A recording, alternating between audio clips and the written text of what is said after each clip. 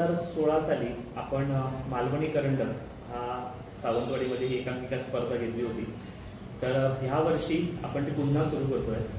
Patankar educational trust आणि ओंकार कला मंच यांच्या संयुक्त विद्यमाने आपण ही स्पर्धा यावर्षी पुन्हा सुरू करतोय आणि हा मानस आहे की दरवर्षी ही स्पर्धा घेतली जाईल. तर ह्या वर्षी जी स्पर्धा आहे ही आपल्या गार्डनच्या इथे 27-28 फेब्रुवारी आणि 1 मार्च या 3 दिवसाच्या कालावधीमध्ये होईल. ही एक आंतरराज्य एकांकिका स्पर्धा असेल. यासाठी एंट्री फी जी आपण ठरवली आहे ती 500 रुपये असेल आणि अनेक बक्षिसं ह्यामध्ये दिली जातील. त्यामध्ये अनेक वैयक्तिक बक्षिसं पण दिली जातील. त्यामध्ये जी सर्वोत्तम जी एकांकिका असेल तिला 25,000, दुसऱ्या क्रमांकाच्या नाटकाला 15,000 आणि तिसऱ्या क्रमांकाच्या नाटकाला 10,000 याप्रमाणे आपण बक्षिसं त्यांना देणार आहोत. ह्यासाठी नोंदणी करण्यासाठी आणि अधिक माहिती घेण्यासाठी आपण काही कॉन्टॅक्ट नंबर देतो, ज्यांना आपण कॉन्टॅक्ट करू शकता.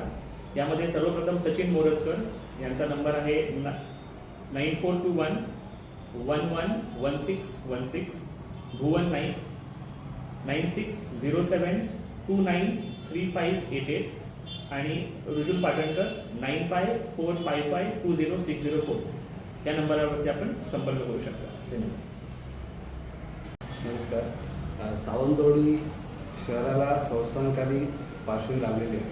सांस्कृतिक वारसा आहे. हा वारसा जपण्यासाठी जे विविध कलेत म्हणजे दशावतार असू दे किंवा नाट्यक्षेत्र असू दे किंवा चित्रकला अशा अनेक क्षेत्रात जे वावरलेले आहे अशा लोकांचा आम्ही या एकांकिका महोत्सवाच्या निमित्ताने खास पुरस्कार देऊन सत्कार करणार आहोत. विशेष म्हणजे जे दिवंगत आबानियोगींसारखे जे कलेसाठी जगले अशा लोकांच्या नावाने त्यांच्या कुटुंबियांकडून पुरस्कार जाहीर करण्यात आलेले आहे. असे अनेक जण आमच्या संपर्कात आहेत आणि त्यांच्या नावाने आम्ही किमान 5 पुरस्कार या निमित्ताने देणार आहोत आणि जे या कलाक्षेत्रात काम करतात त्यांचा आम्ही सत्कार करणार आहोत. लवकरच याबाबतची अधिकृत घोषणा आम्ही करू.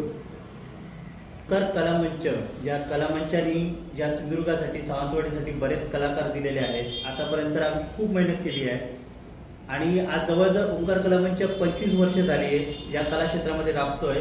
तसंच मालवणी करंडक हा 2016 साली झाला होता. आज त्याला 10 वर्ष पूर्ण झाली. त्याच्यामुळे आम्ही पुन्हा या करंडकासाठी या सगळ्या कलाकारांच्या सन्मानासाठी हा करंडक साजरा करत आहोत. तर जास्तीत जास्त कलाकारांनी जास्तीत जास्त नाटककारांनी या कलाक्षेत्रासाठी मेहनत करण्यासाठी आपल्या येणाऱ्या या नाट्य महोत्सवामध्ये सहभागी व्हावं